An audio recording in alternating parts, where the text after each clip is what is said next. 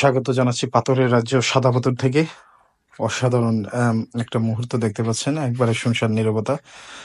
চারপাশে শুধু সাদা পাথর আর স্বচ্ছ জলরাশি, যেটা মেঘালয়ের পাহাড় থেকে নেমে এসেছে। তো আর চারপাশে হচ্ছে পাথর।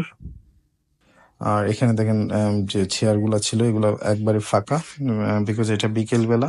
এই সময়টা এবং রমজানের সময় হওয়ার কারণে এই জায়গাটাকে এইভাবে আজকে আমরা পেয়েছি। না হলে এটা খুব বেশি লোকারণ্য থাকে। তো এই হচ্ছে অবস্থা। তো এই পাথরে হাঁটাটা খুবই খালি পায়ে হাঁটা খুবই কষ্টের।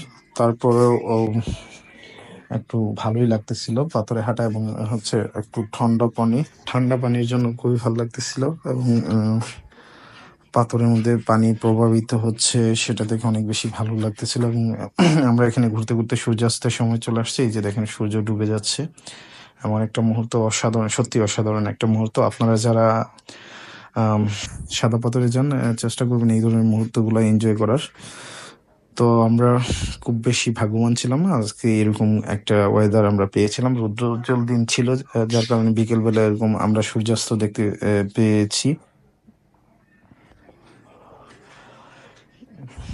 তো আমাদের সাথে আরো কয়েকজন ছিল। এই যে দেখেন আপনারা, আমি হাঁটতেছিলাম এবং খুব ভালো লাগতেছিল।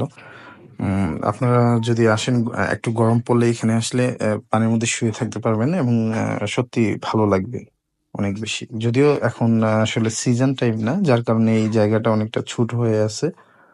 তো যখন আরেকটু বর্ষা শুরু হবে, ঠিক তখনই এখানে দেখবেন প্রচুর পরিমাণ পানি। এবং যখন বর্ষার শেষ পর্যায়ে, তখনও এখানে অনেক বেশি ভাল লাগে। পানিগুলা একটু বেশি পরিমাণই থাকে। বড় বড় পাথর দেখা যায়। এই যে দেখেন মেঘালয়ের পাহাড়গুলা দেখা যাচ্ছে। চমৎকার একটা পরিবেশ চারিদিকে। আর এই সূর্যাস্তটা আমার আসলে সত্যি অনেক বেশি ভালো লেগেছে। এই যে যে পাহাড়গুলো দেখতেছেন, এগুলো হচ্ছে সব ইন্ডিয়ার, মানে মেঘালয় রাজ্যের পাহাড়। আর এখানে যে পানির আওয়াজটা, সেটা আরো বেশি মনোমুগ্ধকর। তো আমি আসলে পানির কাছে বসে বসে সেটা শুনতেছিলাম, পানির আওয়াজটা। হচ্ছে চারিদিকে মানে লোকজনের পরিমাণ একবারেই কম ছিল। আম এই যে দেখেন বড় একটা পাথর, সেখানে বসেছিলাম আমি অনেকক্ষণ। তো দেখতে পাচ্ছেন পানির মধ্যে স্বচ্ছ পাথরগুলো দেখা যাচ্ছে। স্বচ্ছ পানির কারণে পাথরগুলা ক্লিয়ারলি দেখা যাচ্ছে। আপনারা আসলে, ঘুরতে আসলে এখানে অনেক বেশি ভালো লাগবে। এবং যারা এখনো সাদা পাথরে ঘুরতে আসেন নাই, তারা আশা করি ঘুরতে আসবেন। এবং যারা এসেছেন তারাও আবার অনেকবারই আসবেন বা এসেছেন।